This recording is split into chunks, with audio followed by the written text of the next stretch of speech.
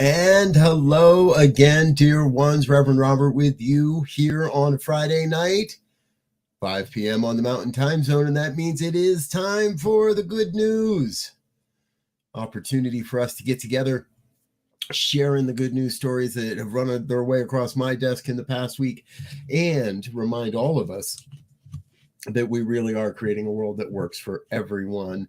Now, some of you may know this has been a long time show on the network in various forms, even before there was a network. This was a podcast. So if you want to search out the good news on any of your podcast devices, you can catch all the old episodes.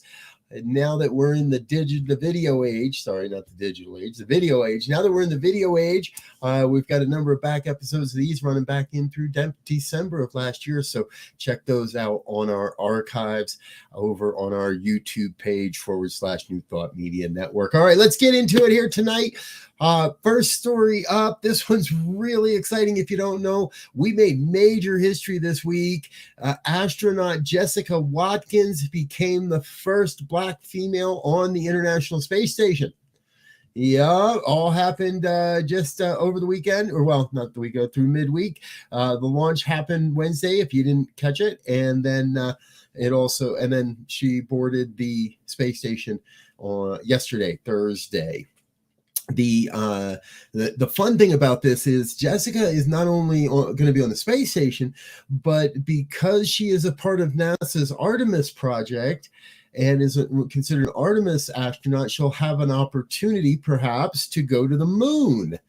That's right, you heard it. The NASA is returning to the moon we don't know exactly when yet, but at least not that I've seen. So, but we wanted to give Jessica a big, huge shout out and a kudos. She's going to be up on the space station for 6 months. So we'll see what we can do about checking in. I'm sure there will be more stories about what she's doing and the good that she's doing, pioneering for Black women all across the planet. Thank you again, Jessica. All right, next up today, let's remember there is good happening in the world when it comes to the war in Ukraine. Refugees are finding homes and being able to start new lives. And this story caught my eye, mostly because they're taking a nice tongue-in-cheek jab at lawyers, but a law firm in Italy is working. They're called Studio Legal, and they're in the city of Varese, I believe is how it is said. They opened up and wanted to know what they could do, and just 10 days after the war began, they were able to start bringing in refugees and doing the work to help refugees from Ukraine. Now, I don't know what it is that you're going to do, folks, because we're all being called to do a little something different. And I know there's a lot of different ways we can help. Another great story coming out of all of this, and following a little bit of a theme here, another group of refugees from Ukraine from this war have landed at a castle in Ireland. Yes. So it turns out that a husband and wife, Lola and Barry Hogging, and I do hope I'm saying that close to proper, wanted to help, but living in Spain, their home didn't have enough room, but they had a second home in Ireland, and it's a full castle. You can see by the pictures here, almost looks like it would be painted, other than the contemporary food serving containers. Folks here have been able to start new lives, actually, and are finding work and being able to help in the local communities. The kids play around the castle grounds, and people are settling into a new routine. Ireland is committed to being part of the EU's refugee sharing policy. And 2 months ago, when the National Registry opened via the Irish Red Cross, these folks with the castle were right in line to make it all happen. There's a cool little video on the website where we found this story. We'll make sure that you know how to do that. You go to Good News Network, goodnewsnetwork.org. We find most of our stories over there, and they always have a great collection of inspiring and uplifting news stories. So let's give them the credit they deserve. Check out their website. But please stay tuned in here on the New Thought Network, New Thought Media Network, with us as we share the good news on Friday nights and a synopsis of these stories. Before we get into our next story, we just want to make sure everyone remembers our dear friend Wayne is saying what a gift to be present. And yes, Wayne, we want you to know that your presence is a gift to us. Thank you so much for being with us. Anyone else that's watching now or at another time, feel free to join the conversation.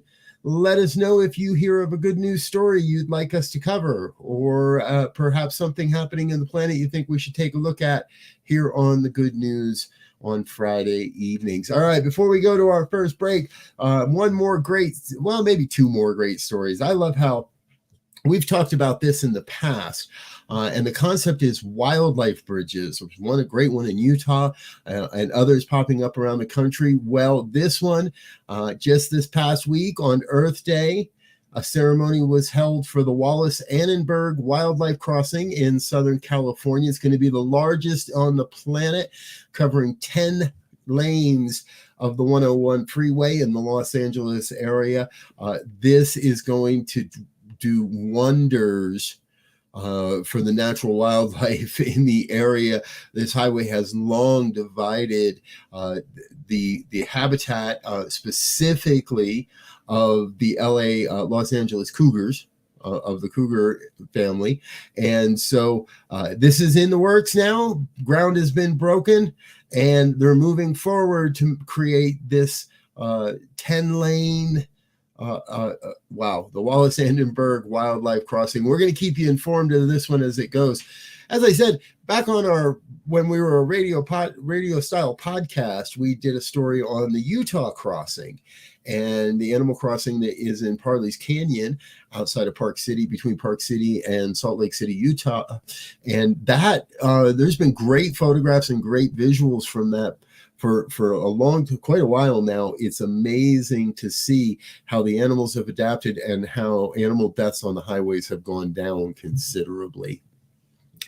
Hey, one more great story here that we found.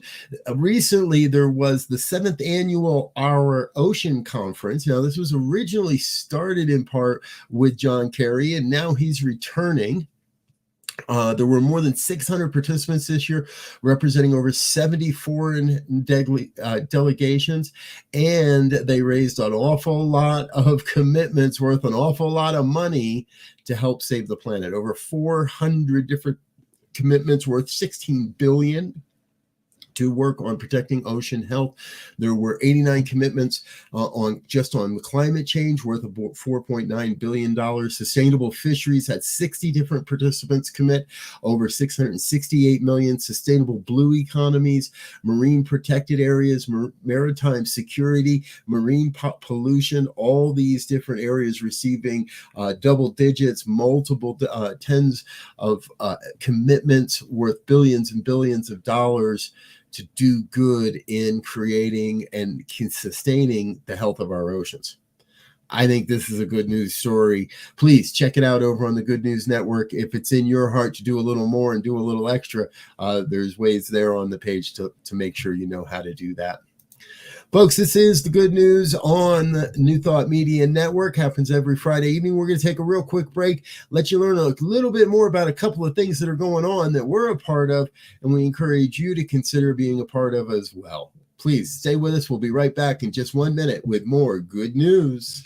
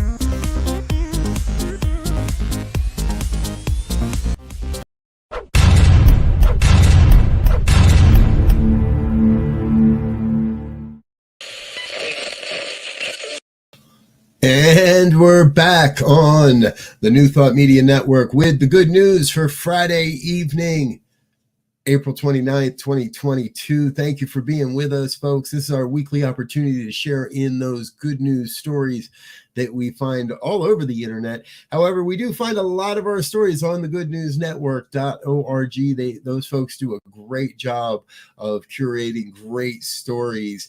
And there's certain things on this program. If you follow us and stick around, come back week after week. We're here every Friday. We'll share with you I am personally, I'm attracted to the stories around electric vehicles and how we're transforming the world of transportation, This story is filled with puns, by the way. As we transform transportation, well, we love to highlight those stories, and this next one is in that vein. Vermont startup has created an electric plane that lifts off vertically and is really taking off. I told you the puns, I warned you.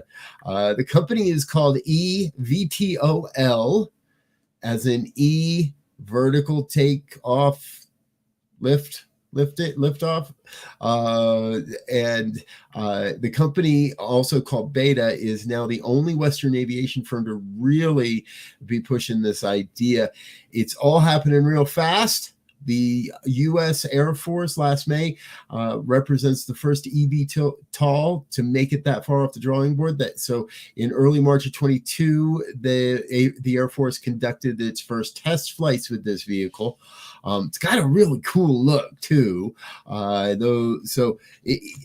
Think drone airplane or airplane drone, or not really sure. They were recently awarded $375 million in a financing round, and there are a number of companies that are ordering them. UPS has ordered 10 of them already, with an option for an additional 140 units of this airplane, and it's all electric. So we're talking huge savings when it comes to the carbon output. The executive director of Beta, Kyle Clark, said zero emission aviation is a critical part of turning the corner on climate change, and we're thrilled that our investors see our electric aviation system as a meaningful step towards this ambitious goal. It's already begun construction on 65 charging stations in areas across the United States, and they expect to cover the entire country with charging stations by 2025. That's only a few years away, folks, and we could be seeing these EVTOL pretty cool stuff. Now, this next story, let's go even a little deeper. Now, researchers have developed a hydrogen cell that uses iron instead of platinum, which is a greater use of the technology. Plus, it's a lot cheaper than platinum. Iron is a lot more plentiful and a lot cheaper than platinum. So these hydrogen fuel cells convert hydrogen to electricity with water vapor as the only byproduct, and it's making them a very attractive alternative for portable power. However, again, the platinum made it kind of tough. So using the iron as a catalyst, they believe they're going to be able to lower the cost, make them much more accessible. And this is a big step forward. We see a lot of stories like this come across, and this one feels really important. I'm going to invite you to check it out a little bit more. We'll leave the link. Nature Catalysts is where you can find the results. The team published the results in that publication, Nature Catalysts, and collaborated with the UK fuel cell catalyst manufacturer Johnson Matthey. Well, again, we'll leave you more links so you can find those stories and do your own digging, as it were, on those. All right, a little bit more on the science side before we get going. Here in Colorado, you never know when it's going to snow, and you never know when your plane's going to be delayed for de-icing. Well, as you can imagine, the fluids that we've been using for de-icing are not exactly the best for the environment. Well, a team of scientists have developed a new formula that creates an anti-freezing gel, and more so than just your typical glycols. The glycols that are used today, they melt off very fast. They wash away from the plane. This new system, which the name is Shushant Anand. He's an assistant professor of mechanical engineering. He said, we thought, why not improve the chemicals themselves and make the alternatives last longer and be more bio-friendly than the current chemicals? And as our great producer Diego has shown us here in the photo, that's exactly what they did. From 0 to 60 minutes, the material, the metal that was uncoated is frozen and iced over. The material that was coated is sloughed off. So the anti-freezing gels are transparent, makes it easier for everybody to see what's going on. What a great idea. We're going to keep an eye on this one too. This really does look like it'll keep a lot of chemicals out of the landfills and create an even quicker turnaround time. It won't take as long to get your plane back in the air or get you up in the air from the beginning. One more good science story, and this one has a great human interest piece with it as well. A company has created, and these are commercially viable products. You can buy these, the products I'm going to talk about, on the internet.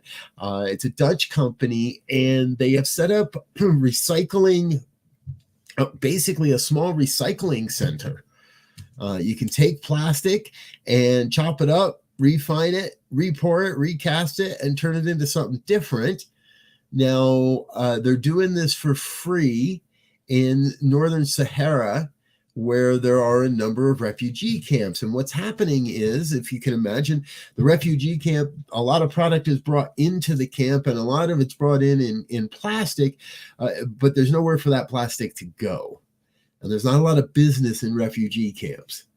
And so this company is bringing, and they're called Precious Plastic. So Precious Plastic is bringing in the equipment to allow the refugees in these camps to set up their own recycling centers, their own recycling plants. And they can take the waste, right, that's just littering their camp, that's all over the place. So everything that's being brought in now can be, or at least in the plastic side, can be recycled. They actually have a store where you can purchase products. The refugees themselves are creating desks and chairs, and you can also purchase the equipment to do this as well. There's also a video on the website where you can check out more. So please head over to the goodnewsnetwork.org and check out these stories when you have time in a little more depth. We're here to give you the big recap, let you hear a little bit more about what's going on in the world. Hey, we're going to also share a little bit more and give our sponsors a chance to say thank you for being a part of New Thought Media Network. Don't go anywhere. We'll be back in 1 minute with more of the good news.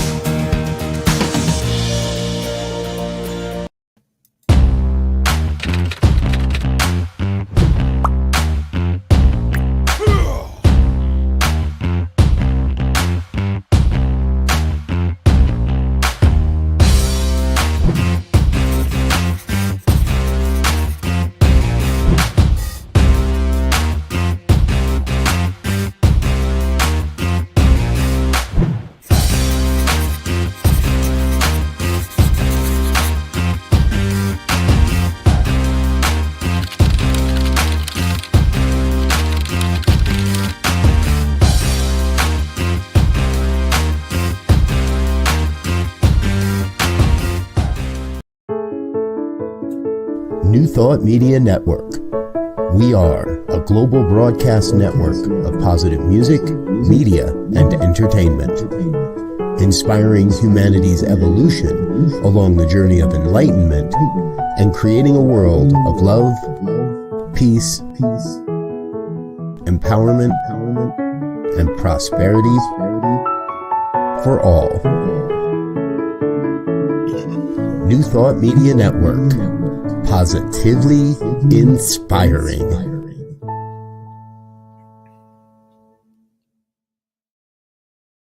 And we're back on New Thought Media Network Friday evening, and now the good news. If you happen to wonder what you've stumbled upon, this is our weekly opportunity to come together and share in some of the good news stories that I found across the internet this week. And our next story, our next two stories are both those great human interest stories. We love when people do the right thing and show up. We love to give out the big, huge shout out and a kudos. This first story happened in South Africa. The gentleman's name is Tange, and I'm not even going to try to pronounce his last name properly. Tange is a bartender at a restaurant in Cape Town, and he was it was a normal shift. He was working, pouring a drink, and watched a big wave, a rogue wave they called it, wash over a mother and daughter and others as well, wash them off a pier. Without even finishing to pour the drink, dropped the bottle and ran. Got to the beach as quick as he could, got stripped down and jumped in. Now it took a little bit of time and it took a little bit of work. He got banged up along the way, but he was able to, using just his belt, be able to rescue the mother and the daughter. 37-year-old Claire Gardner and 8-year-old daughter Arya. Both were swept away in the original wave, and our good man Tange here was able to bring them out of the water. That's a picture of the two of them there. Thank you, Diego, for being in the background, sharing all these great pictures. The restaurant, the Brass Bell, highlighted Tange in a number of social media posts and others. It looks like they also awarded him a nice bottle of something that he's had in his hand there. So kudos to Tange. Thank you so much, sir. It is it's just great knowing there's people on the planet that really do look out for others. Hey, our next story tonight. Now, this one, I don't know if you guys have heard about this. It's called magnet fishing. You can look it up online. There's videos on YouTube and stuff. And magnet fishing is just like it sounds. You take a big, huge magnet, you throw it into the river, and you see what you could pull up. Well, what happened is a young man over in River Wintham in Grantham, Lincolnshire, UK, was doing a little fishing. George Tyndale is his name. And George came across a safe. And now he and his father, and you can see they got a couple of lines with a couple of magnets. Once they started to realize they had something bigger in there, they did their work, got it up, pulled this thing up, was able to open the safe, and among all the other things, found $2,500 in Australian cash. And it's about $1,800 in the US. They were able to track back the story of the safe and that it had been stolen from a businessman about 22 years earlier. And they tracked him down and returned the money. Pretty cool. Rob Everett is the owner's name. Now, he did give a nice reward to the young man, to George, and but this is just, again, one of those great stories. And here they are, the three of them together, father, son, and business owner, who got his safe back and got his money back. It's stories like this that just remind me we really are working together. It's not about what's in it for me. These guys were out having some fun, enjoying the hobby of magnet fishing, and being able to get it back to its rightful owners. Those are the kind of stories we really love here on New Thought Media and the New Thought Media Network. All right, we're going to see in that vein of gratitude, we want to say thank you to those of you that make this network possible. It's not just myself. It's not just Diego and our other show hosts. It's everyone that makes all of this happen. Those of you that are out there watching now and joining in the comments, those that are watching at another time and enjoying the program, everybody makes a difference. We want to say thank you to all of our sponsors and committed givers. Please stay with us. We've got a little more good news to come.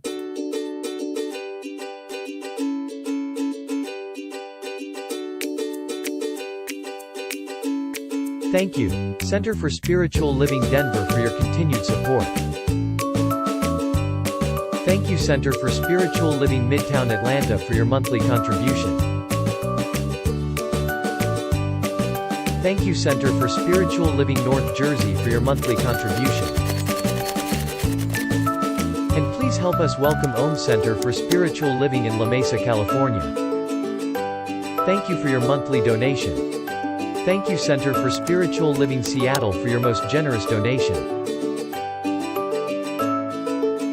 And a special thanks to Hefferlin Foundation for your generous technology grant.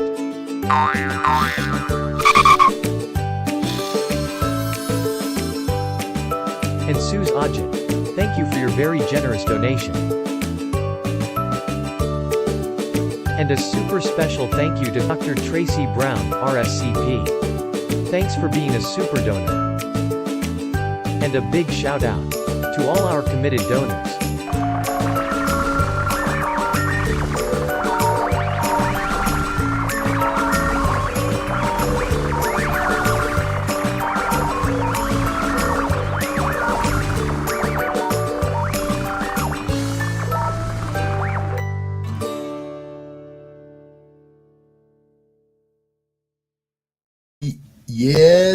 Yes. Thank you to all of our committed donors, those that make this network possible. If you'd like to get your name on our video, please head on over to the website, ntmedia.org, click on donate, make it a monthly donation. We'll see that and we'll add you to the next version of our video.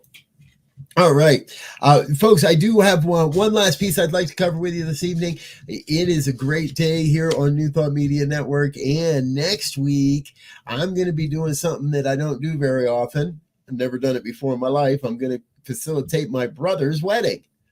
And so I won't be here. We're going to have a special guest a special guest host for you next week on the Good News. Please plan to tune on in and check that out. Our dear friend, Donna Gonzalez, Bonnie, I just went the wrong direction here. Bonnie Gonzalez is going to be with us, and he's going to be our special guest host. So please check that out with us next Friday. I'm Rev Robert. I'm getting out of here for now. Until next time, thank you for being with us. We wish you peace and richest blessings.